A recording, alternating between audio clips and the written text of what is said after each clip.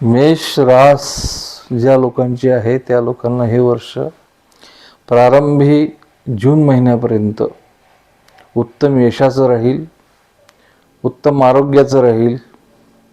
त्यांचे सर्वच कामं जून महिन्यापर्यंत बहुतांशी मार्गी लागतील. व्यापारी लोकांनी ज्यांचा व्यापार हा गुंतवणुकीवर आधारित आहे त्यांनी जून महिन्यापर्यंत आपला लाभ हस्तगत करून घ्यावा. जून महिन्यानंतर लांब पल्ल्याच्या लाभामध्ये त्यांनी गुंतवणूक करू नये, कारण कर्क राशीमध्ये गुरुचं भ्रमण झाल्यानंतर मेषला हा चौथा गुरु येत असल्यामुळे त्यानंतरचा काळ मेष राशीला थोडा आव्हानात्मक राहील, कष्टदायक राहील. या राशीच्या सर्व लोकांना तेव्हा मानसिक त्रास, कामामध्ये व्यत्यय, अडीअडचणी अशा प्रकारचे अनुभव यायला लागतील.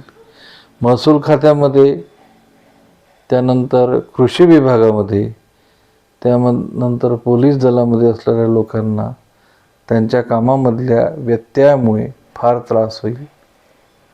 तसेच जे लोक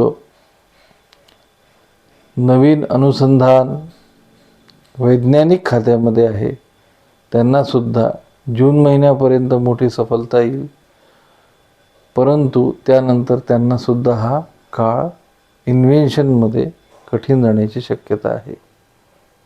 विद्यार्थ्यांना जून महिन्यापर्यंत ज्यांचा अभ्यास काळ पूर्ण होतो आहे, परीक्षा होते, त्यांना यशाला हा काळ चांगला राहील, परंतु जून महिन्यानंतर त्यांनासुद्धा नवीन वर्षासाठी हा विषय, हा काळ कठीण राहील.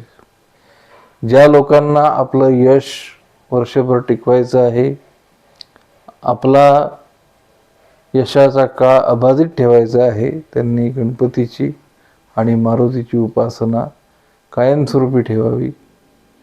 त्यांनी सूर्याची उपासना कायमस्वरूपी ठेवावी.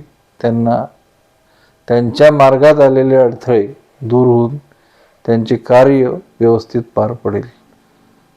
असो. जय जगदंब.